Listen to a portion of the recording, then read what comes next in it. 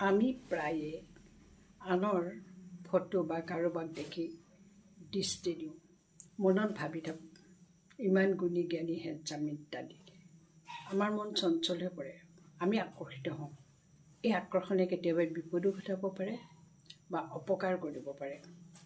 এনেধৰণে ভাবি থকাটো আমাৰ বৃত্তিক স্বভাৱ বুলিও কয়, ধৰ্ম বুলিও কয়, আৰু ই আমাৰ চৰিত্ৰত প্ৰভাৱ পেলায়। স্বভাৱেই আমাৰ আচৰণ চৰিত্ৰ হৈ পৰে।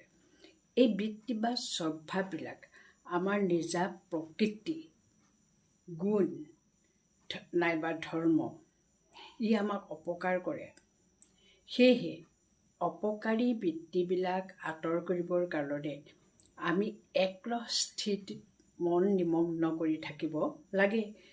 তেতিয়া অনাগতীয়াল দৃষ্টি বৃত্তিবিলাক নিজে নিজে অন্তৰ্ধান হ'ব। এইখিনিতে এটা সৰু শ্লোগান মনত পৰিছে, বেয়া নাচাবা, বেয়া নক'বা, বেয়া নাভাবিবা। এই শ্লোগানটো যদি আমি প্ৰেক্টিছ অৰ্থাৎ অনুশীলন কৰি থাকোঁ, তেতিয়া আমাৰ সংকল্পত শ্লোগানটোৰ ওপৰত দৃঢ়তা আহিব।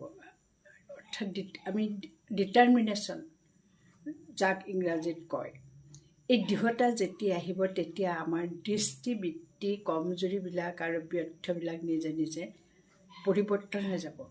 তাৰ বাবে আমি পৰমাত্মাৰ ৰূপ চিন্তন যদি কৰি থাকোঁ সময়ে সময়ে, তেতিয়া আমাৰ মনৰ চঞ্চলতাবোৰ দূৰ হ'ব আৰু নেচাৰ অৰ্থাৎ প্ৰকৃতিও পৰিৱৰ্তন হৈ পৰিব।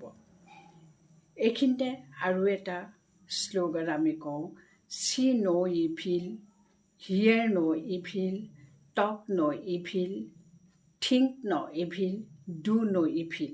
এইবিলাক হ'ল আমাৰ সৰু সৰু শ্লোগান।